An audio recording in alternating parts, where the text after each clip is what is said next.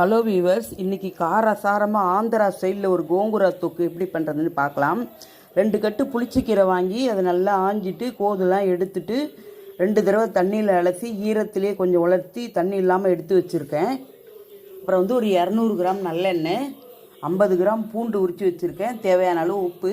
இதுக்கு ஒரு மசாலா பொடி ஒன்று ரெடி பண்ணணும். அதுக்கு தேவையான பொருள் 50 கிராம் மிளகா, 2 ஸ்பூன் தனியா, 1 ஸ்பூன் கடலப்பருப்பு, 1 ஸ்பூன் உளுத்தம்பருப்பு, 1/2 ஸ்பூன் மிளகு, 1/2 ஸ்பூன் ஜீரகம், 1/4 ஸ்பூன் வெந்தயம், 1/4 ஸ்பூன் கடுகு, கட்டி பெருங்காயம், ஒரு நெல்லிக்காய் அளவு புளி நல்லா கோது எடுத்துட்டு கொட்டையெல்லாம் எடுத்துட்டு வச்சுருக்கேன். முதல்ல இப்போ இந்த சாமானெல்லாம் எண்ணெய் விடாமல் வறுத்து பொடி பண்ணி எடுத்துக்கணும். கீரை நல்லா வதக்கிறது பாருங்க. ஃபுல்லும் அமுக்கி வச்சோம். இன்னும் வதக அப்படியே குன்னி போய்டும். கீரை கொஞ்சோண்டு வந்துடும். இன்னும் ஒரு 5 நிமிஷம் ஆனால் நல்லா வதக்கிடும் கீரை.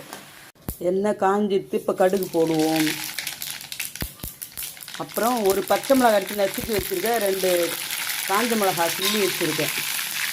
இதையும் போட்டுட்டு இந்த பூண்டு ஒரு 50 கிராம் பூண்டு உரித்து வச்சுருக்கேன் பாருங்க, அதையும் போட்டு நல்லா வதக்கணும்.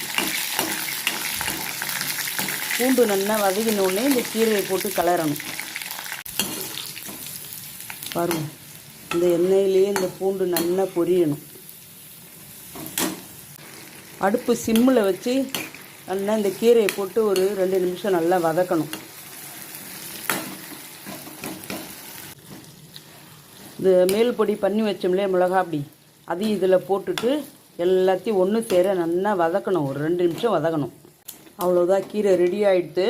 நம்ம விட்ட எண்ணெயெல்லாம் அப்படியே பிரிஞ்சு வருது பாருங்க. அவ்வளோதான், இப்போ புளிச்சக்கீரை ரெடி ஆகிடுது. ஸ்டவ் ஆஃப் பண்ணிவிட்டு இது நல்லா ஆறினோடனே ஒரு பாட்டிலில் போட்டு எடுத்து வச்சோன்னு வச்சுக்கோங்க. 1 மாதம் ஆனாலும் கெட்டு போகாது. ஃப்ரிட்ஜில் கூட வைக்க வேண்டாம், வெளியிலேயே வைக்கலாம். சுட சுட சாதம் வடித்து இந்த புளிச்சக்கீரையை போட்டு கொஞ்சம் நல்லெண்ணெய் விட்டு சாப்பிட்டா அவ்வளோ அருமையாக இருக்கும் சாதம்.